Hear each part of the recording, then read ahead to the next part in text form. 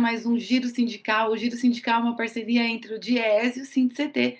DIEESE é o Departamento Intersindical de Estatística e Estudos Socioeconômicos e SINDIC-CT é o Sindicato Nacional dos Servidores Públicos Federais da área de Ciência e Tecnologia no setor aeroespacial. Este programa vai tratar de um assunto que é muito caro, muito importante para países tão desiguais quanto o Brasil. Nós vamos falar sobre transferência de renda.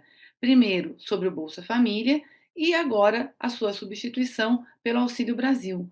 O Bolsa Família, enquanto vigil, ele foi responsável por tirar milhões de pessoas da miséria e da condição de extrema pobreza. E também foi considerado o maior programa de distribuição de renda do mundo e número de pessoas atendidas. E para tratar disso daqui com a gente, nós temos a socióloga do DIEESE, Adriana Marcolino. Adriana, bem-vinda a este giro sindical. Olá, Renata. Olá a todos e todas. Obrigada pelo convite. Vamos lá conversar desse assunto tão importante, tão relevante nesse momento que a gente está vivendo. Adriana, o Bolsa Família foi extinto e foi substituído pelo Auxílio Brasil como uma marca, como uma tentativa do governo Bolsonaro imprimir uma marca dele a esse programa de transferência de renda que chega a todos os rincões do país. Mas vamos começar do começo.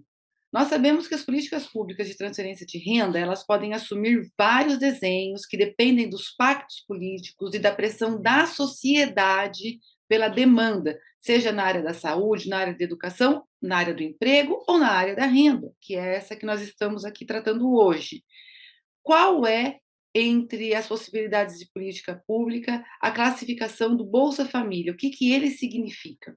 O Bolsa Família, ele é uma política focalizada, né, voltada para aquelas pessoas que estão numa situação de pobreza e de pobreza extrema, né? Então, no Brasil, quando foi criado o programa Bolsa Família, foi pensado ali em constituído algumas etapas, né? Então, foi aprovada o programa Bolsa Família e foi aprovado também naquela época o Renda Básica Cidadã. Então, a ideia era que a gente fosse caminhando, né, para eliminar a pobreza e a pobreza extrema no Brasil, até que a gente pudesse chegar, então, no Renda Básica Cidadã, que seria uma renda universal para todas as pessoas residentes no Brasil, né? É claro que aconteceu muita coisa nesse caminho, teve golpe, teve destruição das políticas públicas brasileiras, e a gente não chegou no Renda Básica Cidadã, que seria uma política universal. Mas o programa Bolsa Família era um programa focalizado que tinha como objetivo, então, superar a situação de pobreza extrema, acabar com a fome, que eram objetivos que a gente estava conseguindo alcançar, né? Então, nesse sentido, ele estava cumprindo um papel bastante relevante.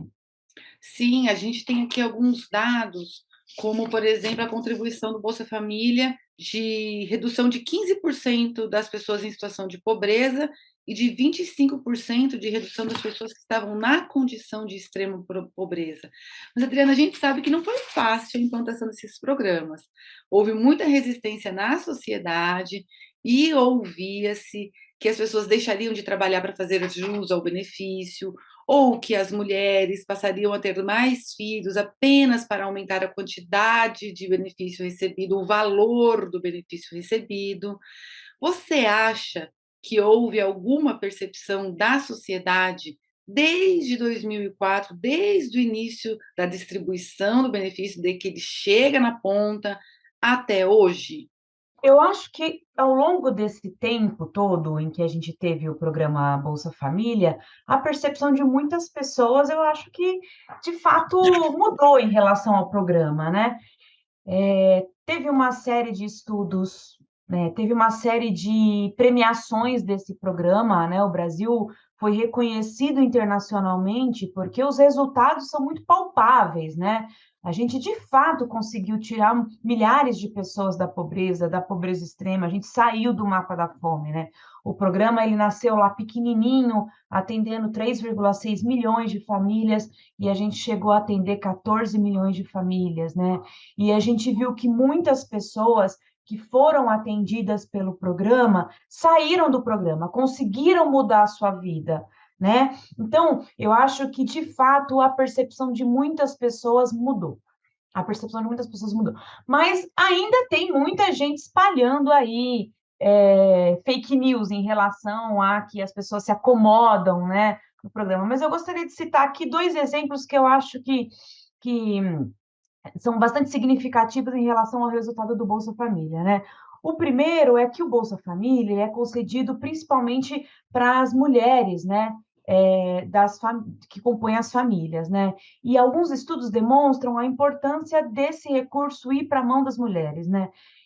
Principalmente porque aumenta a autonomia financeira dessas mulheres, e a garantia da autonomia financeira das mulheres tem uma série de resultados positivos, né. Um desses resultados positivos, por exemplo, é que as mulheres têm maior autonomia também para realizar o planejamento familiar, né. Então, essa questão de que falam que as mulheres acabam tendo um monte de filho para ter maior recurso relacionado ao programa Bolsa Família, é uma das mentiras que cai por terra quando a gente analisa esses estudos relacionados ao Bolsa Família e a maior autonomia das mulheres em relação à sua própria vida, que advém desses recursos e da sua autonomia financeira, né? Um outro estudo também é relacionado a esses recursos do Bolsa Família, eles são gastos ali no próprio território, né? E acabam fazendo eles são gastos no território, nos pequenos comércios, esses pequenos comércios acabam contratando pessoas do próprio lugar, e aí você tem ali um círculo virtuoso, né, na economia local. E essas pessoas acabam saindo do Bolsa Família, porque você começa a ter uma atividade econômica no local. Então, eu acho que, a própria as próprias pessoas que são beneficiadas pelo programa, a comunidade local, viram os benefícios positivos do programa ali na sua realidade local, né. Então, ainda que a gente tenha na sociedade pessoas que, reproduzem esse discurso negativo em relação ao Bolsa Família, eu acho que tem milhões de pessoas que sabem dos benefícios desse programa. Não é à toa que o atual governo tentou copiar um programa aí, né, muito parecido ao Bolsa Família para tentar capitalizar, né. O Giro Sindical vai para um intervalinho e volta já.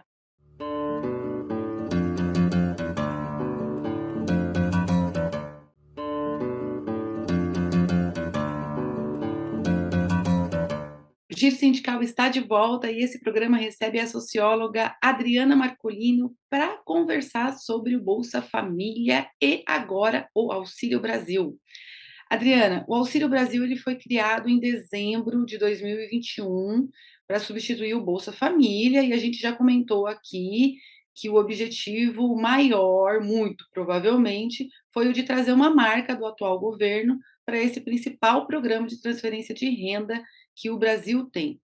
E o programa ele acaba de ser modificado, ele teve o seu valor reajustado, mas além da questão do valor, que não é pouco significativa, há outras diferenças entre o Auxílio Brasil e o Bolsa Família? Tem sim, tem algumas diferenças, né. Bom, eu só queria primeiro frisar aqui em relação ao valor, né, ele ficou muito difícil para o governo federal voltar o valor do Auxílio Brasil ao que era anteriormente, depois do auxílio emergencial ter sido pago naqueles valores de R$ 600, e é importante lembrar que o valor de R$ 600 foi um valor, que foi pressionado, né, pelos movimentos sociais, pelo movimento sindical, de que era o mínimo naquele momento inicial da pandemia, para que as famílias pudessem ali sobreviver naquele momento, singular em que a gente estava vivendo, né. Então eu acho que é importante resgatar isso, né. Além disso, o governo ele mudou um pouco os objetivos gerais do projeto, né. Então, o Bolsa Família, ele tinha como eixos, né, um programa de complementação de renda, né, de acesso a direitos e de articulação com outras ações, né. Então isso era um pouco a estrutura do programa. Então, ele tinha os programas básicos, assim como o Auxílio Brasil, então tinha um programa básico de renda e alguns programas complementares, para famílias que tinham crianças menores de 3 anos, crianças ali na faixa dos adolescentes, né, nutrizes, gestantes, assim como o Auxílio Brasil. Mas ele tinha essa preocupação também em articular com outras ações, com acesso a outros direitos, né. O Auxílio Brasil, ele tem mais uma preocupação com o desenvolvimento, com essa questão que o governo Bolsonaro discute muito da questão da família, né. Então, quando você olha lá os objetivos do programa, ele fala em emancipar a família, proteger a família, né. Então ele não articula muito, ele não destaca essa questão do entrosamento com outras ações, da articulação com outras ações necessárias, inclusive para a superação da pobreza e da pobreza extrema, né. É também interessante quando a gente lê o programa, que a superação da pobreza e da pobreza extrema, né, para uma ocupação, para um trabalho, esteja muito presente a menção ao empreendedorismo e o apoio ao esforço individual, né, ao invés de o apoio para a entrada num emprego de qualidade, no mercado formal de trabalho, né. Então eu destacaria esses elementos, assim, mais genéricos, né. Agora, um outro elemento também que eu destacaria de diferença entre os 2 programas, é que, como a gente falou, o programa Bolsa Família é um programa focalizado, né, mas o Auxílio Brasil, ele ainda é mais focalizado em famílias, com crianças com menores de 21 anos e gestantes e nutrizes, né, do que o programa Bolsa Família. Você já falou e a gente, todo brasileiro, toda brasileira, acabou tendo clareza de que a porta de saída do Bolsa Família era um emprego, de que ele deveria ser algo temporário, para que pudesse conduzir, via articulação das políticas, como você acabou de explicar, para um emprego. Evidentemente, isso depende também da existência da vaga no mercado de trabalho, depende da existência de um posto a ser ocupado por essa pessoa. Você considera que esse programa ele mantém essa mesma concepção? No projeto aprovado, né, no projeto de lei aprovado, ele até cita que é preciso ter essa transição para um emprego, para o mercado de trabalho, né, mas as políticas, de fato, de transição, elas não estão claras, elas não estão evidentes ali, elas não estão construídas, né. E quando a gente olha para as políticas deste governo para o mercado de trabalho, elas não existem, né. Então, na verdade, elas foram desarticuladas, né. Então, a gente não tem um sistema público de trabalho, emprego e renda atuante, uma intermediação de mão de obra atuante, as políticas de proteção aos desempregados, aos desalentados, elas são insuficientes. A política de valorização do salário mínimo, ela foi interrompida. O Bolsa Família, ela tinha também uma preocupação, por exemplo, de documentação, de acesso à documentação, tinha uma série de outras políticas que os beneficiários do programa Bolsa Família tinham acesso facilitado, né, porque eles estavam numa situação de vulnerabilidade que, às vezes, tirar uma segunda via do RG, do carteira profissional, enfim. Então, essas políticas, elas estão desarticuladas, né, então, de fato, essa saída, né, a promoção dessa saída da situação de pobreza e pobreza extrema, ela não está articulada de modo bastante contundente no Auxílio Brasil, como era organizada e articulada no Bolsa Família. O Giro Sindical vai para um intervalinho e volta já.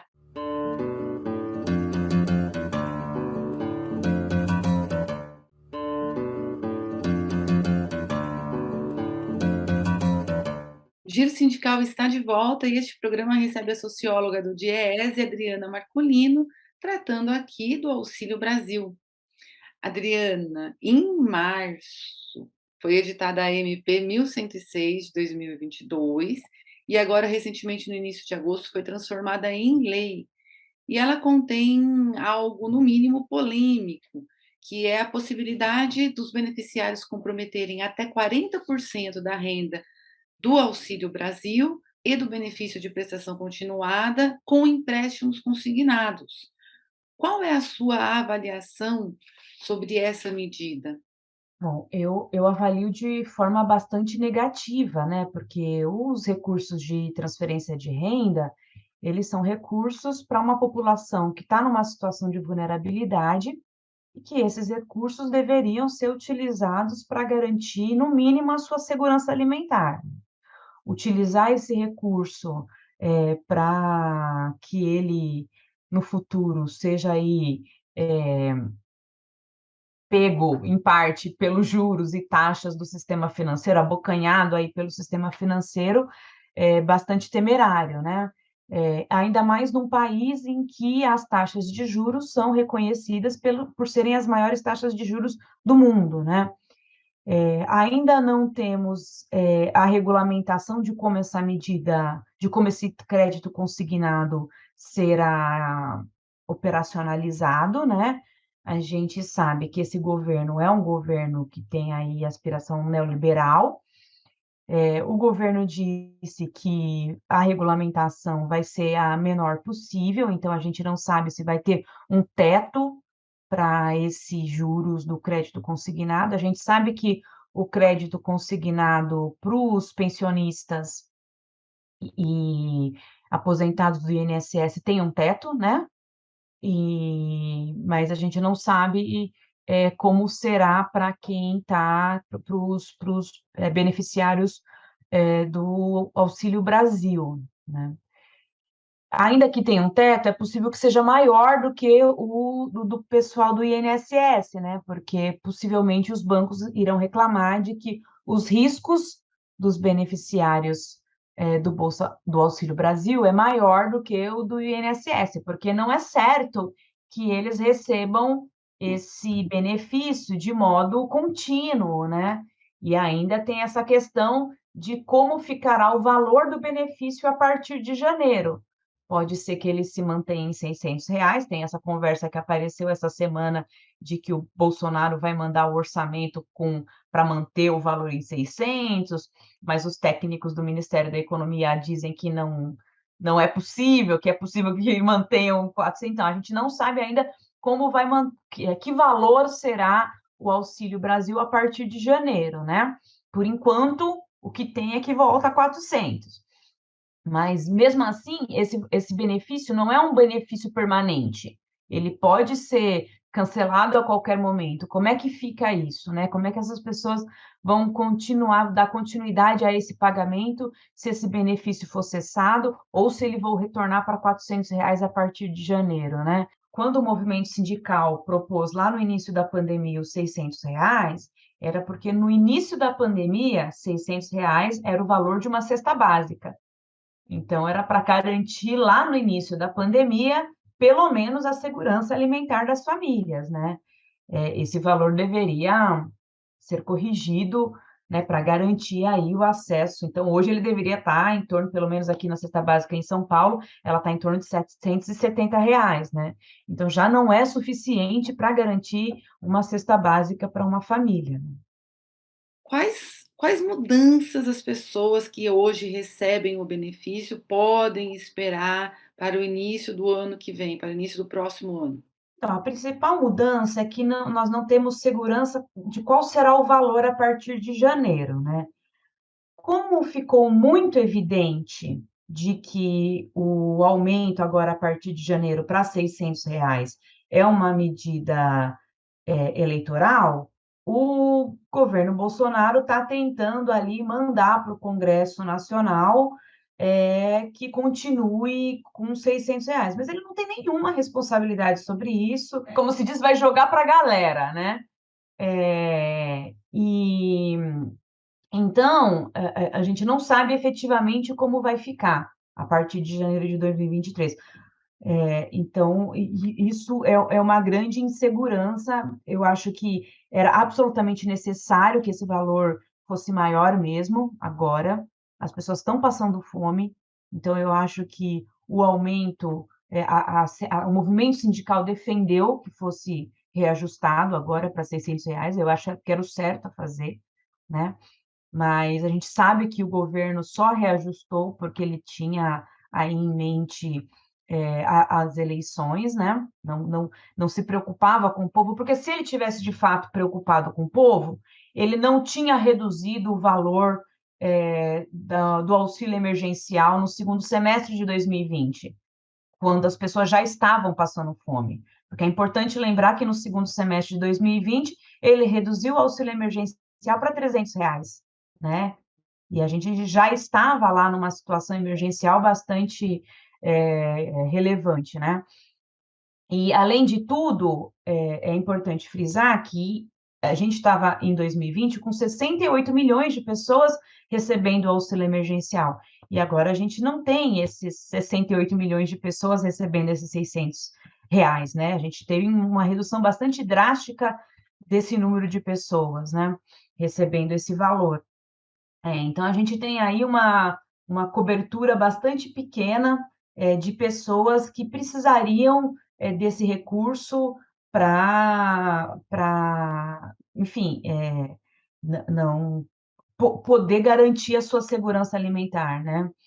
Então, eu acho que ainda neste contexto aí de R$ 600, dele tentar fazer essa propaganda eleitoral, ainda assim, é uma medida, bastante, limitada, né, bastante limitada para as necessidades do Brasil de hoje, né. Ela não cobre o valor necessário para uma cesta básica, ela não cobre o tamanho da população que precisa, desse recurso para se manter, e ela também não atinge a produção de alimentos que a gente precisa, ela não recompõe os estoques reguladores, ela não atua no controle de preços, né, então é possível que nos próximos meses também, esses R$ 200 a mais sejam aí, comidos pela inflação dos alimentos, né. Agora em julho, ainda que a inflação tenha caído por causa do preço dos combustíveis, o item de alimentos teve um aumento de 1,43%, né.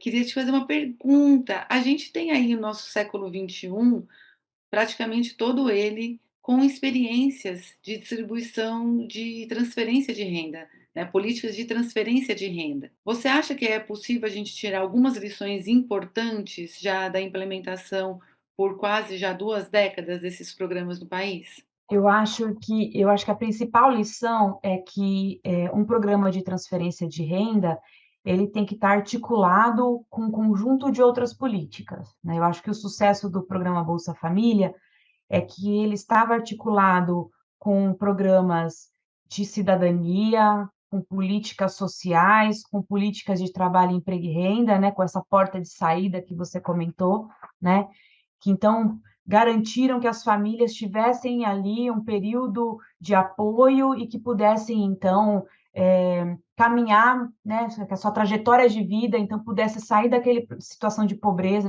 extrema, e pudesse então caminhar para outras trajetórias, né, então acesso à educação universitária, né, e, por outro lado, programas de transferência de renda de ocasião, né, como a gente está vendo agora, eu acho que eles são totalmente equivocados, né, oportunistas e que não levam a lugar nenhum, né. Eu acho que é o oposto do que a gente deveria construir, para um país como o Brasil, né, e que, na verdade, não constroem as pontes necessárias para a gente transitar e chegar, por exemplo, num programa de renda universal, como era o objetivo inicial do programa Bolsa Família, né, para a gente transitar e chegar num programa de renda, cidadã, né. Obrigada, Adriana. Obrigada por contribuir com o nosso giro sindical e seguimos. Tchau, tchau.